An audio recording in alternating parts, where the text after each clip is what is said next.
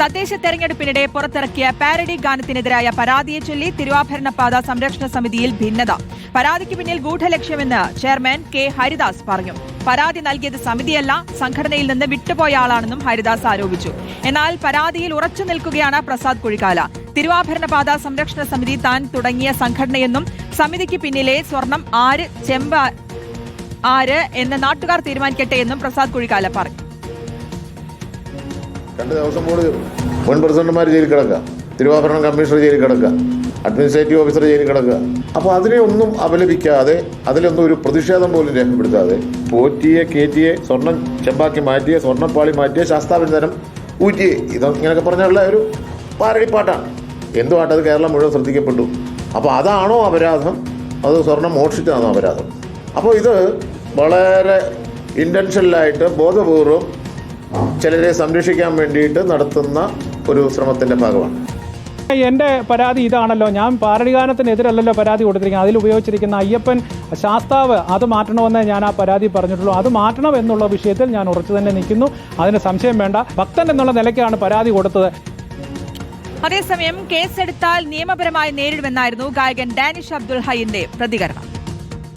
നിയമപരമായിട്ട് എന്തെങ്കിലും ഉണ്ടെങ്കിൽ അത് അങ്ങനെ മുന്നോട്ട് പോകും. അതിനെക്കുറിച്ച് കൂടുതലൊരു ധാരണ എനിക്കില്ല. നമ്മൾ സ്റ്റുഡിയോയിൽ വന്നൊരു വർക്കാണ്, അങ്ങനെ ഒരു വർക്ക് എന്നുള്ള രീതിയിൽ ചെയ്തിട്ടുള്ളൂ. ഇവരൊക്കെ വർഷങ്ങളായിട്ട് ഈ മേഖലയിലുള്ള ആളുകളാണ്. അപ്പം അങ്ങനെ ഒരു സമൂഹത്തിൻ്റെ അവരുടെ വിശ്വാസത്തെ വ്രണപ്പെടുത്തുന്ന എന്തെങ്കിലും അതിലുണ്ട് എന്നുണ്ടെങ്കിൽ ആ വർക്ക് എനിക്ക് തരില്ലല്ലോ.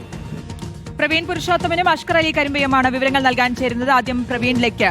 പ്രവീൺ, വിശ്വാസവുമായി ബന്ധപ്പെട്ട വിഷയത്തിലാണ് ആദ്യം ഈ പാരഡി ഗാനത്തിനെതിരെ ഒരു പരാതി ഉയരുന്നത്. പക്ഷേ ഇപ്പോൾ അതിൽ ഒരു ഭിന്നത എന്ന് പറയുന്നത് ഈ സമിതിയിൽ ഇപ്പോൾ ആരാണ് നേതൃത്വം വഹിക്കുന്നതെന്ന് സംബന്ധിച്ചാണ്.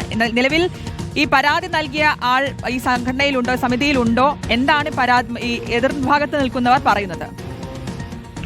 ശ്രുതി, തിരുവാഭരണപാത സംരക്ഷണ സമിതി സംസ്ഥാന ജനറൽ സെക്രട്ടറി പ്രസാദ് കുഴിക്കാലയാണ് കഴിഞ്ഞ ദിവസം DGPക്ക് ഈ വിഷയത്തിൽ ഒരു പരാതി നൽകിയത്. ആ പരാതിയിൽ പറഞ്ഞിരിക്കുന്നത് പോറ്റിയെ കെറ്റിക്കോ എന്ന് തുടങ്ങുന്ന ആ ഒരു പാരഡി ഗാനത്തിൽ അയ്യപ്പ എന്ന വാക്ക് ഉപയോഗിച്ചിരിക്കുന്നു.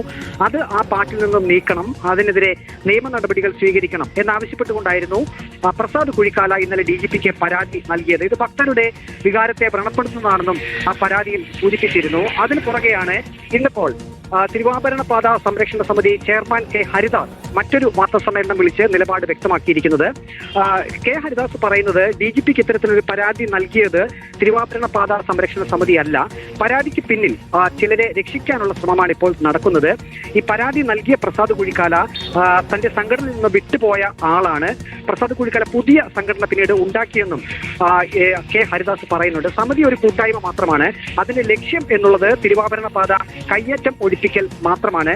തങ്ങളുടെ പ്രധാനപ്പെട്ട ഒരു പ്രശ്നം എന്നുള്ളത് ശബരിമല സ്വർണ്ണക്കൊള്ളയാണെന്നും കെ ഹരിദാസ് ഇന്ന് വാർത്താ സമ്മേളനത്തിൽ പറഞ്ഞു. അതിന് മറുപടിയായി പ്രസാദ് കുഴിക്കാലയും കാര്യങ്ങൾ വ്യക്തമാക്കിയിട്ടുണ്ട്. താൻ ഇന്നലെ DGPക്ക് നൽകിയ ആ പരാതിയിൽ ഉറച്ചു നിൽക്കുന്നതായാണ് പ്രസാദ് കുഴിക്കാല പറയുന്നത്. ഈ തിരുവാഭരണപാത സംരക്ഷണ സമിതി എന്നുള്ളത് ആ ഒരു സംഘടന താൻ തുടങ്ങിയതാണെന്നും പ്രസാദ് കുഴിക്കാല പറയുന്നു. ഇപ്പോൾ ഈ തർക്കം, അതായത് മറ്റൊരാൾ ഈ ഒരു സംഘടനയുമായി ബന്ധപ്പെട്ട് കാര്യങ്ങൾ പറയുമ്പോൾ ഈ സ്വർണ്ണമാര് ചെമ്പാര് എന്നത് നാട്ടുകാർ തീരുമാനിക്കട്ടെ എന്ന ഒരു കാര്യം കൂടി പ്രസാദ് കുഴിക്കാല പറയുന്നുണ്ട്. അദ്ദേഹം എടുത്തു പറയുന്നത് പാട്ടിലെ അയ്യപ്പൻ എന്ന വാക്ക് ഒഴിവാക്കണമെന്നാണ് തന്റെ ആവശ്യം, അല്ലാതെ പാരഡി വേണ്ട എന്നുള്ളതല്ല. മരണം വരെ താൻ ഈ ആവശ്യത്തിനായി പോരാടുമെന്നും കോടതിയിൽ ഉൾപ്പെടെ